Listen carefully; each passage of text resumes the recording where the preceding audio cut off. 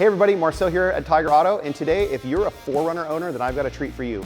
We're going to show you guys how to install our non-drill style off-road overlanding rack on a Toyota 4Runner. Now this rack is made of carbon steel and also high quality aluminum. It's super easy to install. Like I said, it has no drilling. So we're going to go ahead and get into the install right now, but first we're going to check our instructions to make sure that we have all of our items in place and also to check our torque values. So that being said, let's get right into it. We'll need to uninstall the factory roof rails, which use these 4 attachment points to mount our rack.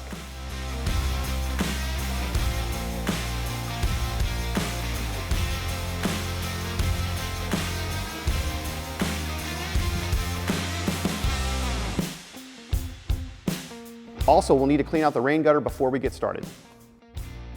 Next, take out the front panel and install the rubber seal along the edge, which does a great job of noise reduction and protects your roof as well. Trim off any excess off the edges, and if you plan on changing the accent color to your vehicle, flip over the front plate and uninstall these 3 acrylic color plates. Have them painted and then screw them back in after. But don't worry, we'll show you how to paint the color plates near the end of this video.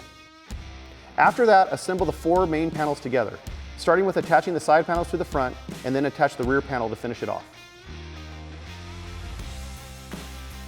Now let's go over the brackets used for the roof. First, match up each bracket to each location shown in the manual, as they are all different. Your hardware package comes with 8 brackets total, and we'll be using all 8 of them regardless of whether or not you're going to be drilling into the roof. Drilling 4 additional holes into the first and third locations on each side will increase the load rating from 400 to 600 pounds static, and the instructions can be found in the manual as it is completely optional. Having said that, let's continue on the no drilling installation, starting with the 8 brackets to each location on the rack.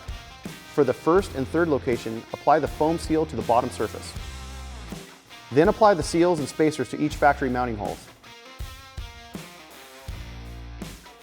With assistance, take the rack assembly and place it on the roof aligned to each mounting location.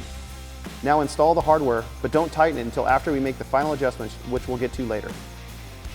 Now go ahead and install the crossbar. If needed, shift the crossbars either all the way to the front or all the way to the back of the slot to help reduce any noise. As you perform the final adjustments, it's very important to do it correctly to prevent vibration and noises as you travel.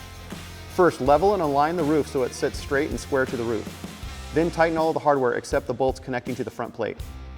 Now, while keeping pressure on the front plate, firmly press the plate down and in against the roof and the side panels so the rubber seal is compressed against the roof. Then go ahead and tighten these bolts here. After traveling 50 miles, examine each attachment point again and make sure that any adjustments or any retightening are needed.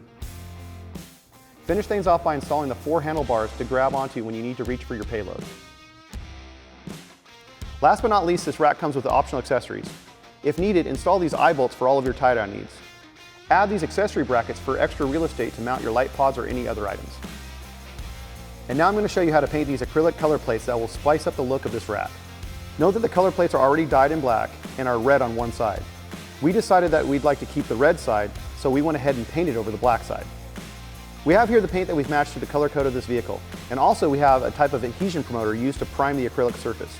You can get both of these items at any automotive supply store in your area.